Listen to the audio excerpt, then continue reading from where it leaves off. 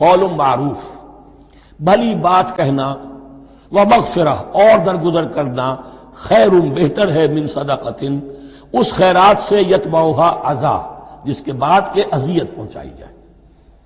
کوئی آپ سے فرض کیجئے کوئی ضرورت کے لیے آئی گیا ہے، کسی نے ہاتھ پھیلا دیا ہے، تو آپ اگر آپ نہیں کر سکتے مدد، قول معروف نرمی کے ساتھ جواب دے دیجئے، معذرت کر لیجئے۔ یا یہ ہے کہ اگر کسی سائل نے آپ کے ساتھ درستی کی ہے تو پھر بھی یہ ڈانٹیے نہیں، وَأَمَّا السَّائِلَ فَلَا تَنْهَرْ، پھر بھی یہ ہے کہ مغفرت معاف کیجئے۔ یہ کہیں بہتر ہے اس سے کہ دے تو دیا، خیر من صدقۃ یتبعھا اذی، اس کے بعد اسے دو چار جملے بھی سنوا دیے، کوئی اور سلواتیں بھی سنا دی اسے، تو اس کا کوئی فائدہ نہیں ہوا۔ واللہ غنی حلیم، اللہ تعالیٰ غنی ہے اور حلیم ہے۔ یہ کیوں کہا گیا کہ تم اگر کسی کو دے رہے ہو تو اصل میں اللہ کو دے رہے ہو۔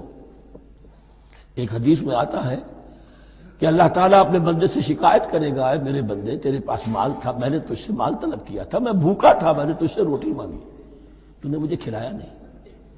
بندہ کہے اللہ تو غنی ہے، تجھے بھوک، تجھے احتیاج، کہ وہ جو میرا بندہ تھا جو بھوکا تھا، اس نے جو مانگا تھا تجھ سے وہ میں ہی تھا، اصل میرا بندہ تھا۔ الخلق عیال اللہ، تجھ سے کھانے کو نہیں دیا تمہیں، گویا کہ مجھے نہیں دیا۔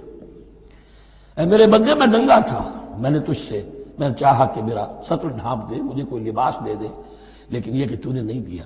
یہ اسی طریقے سے تو سمجھ لیجئے کہ اللہ تو غنی ہے، جو دے رہے ہو سمجھ لو کہ اللہ کو دے رہے ہو، اور حلیم ہے، وہ حلم والا ہے، فوراً نہیں پکڑتا تمہیں۔ تم جو بھی کرتے ہو، جو دل سے اتری ہوئی شے وہ اللہ کے نام پہ دے دو، جو ردی چیز ہے وہ اللہ کے نام پہ دے دو، تو اللہ تعالیٰ کی غیرت جو ہے اسی وقت اگر جوش میں آ جائے اور تمہیں پیس کے سرما کر دے وہ، تو وہ کر سکتا ہے، لیکن نہیں، حلیم ہے، وہ دیکھتا ہے کہ میری توہین کر رہا ہے، مجھے دے رہا ہے اور یہ دے رہا ہے۔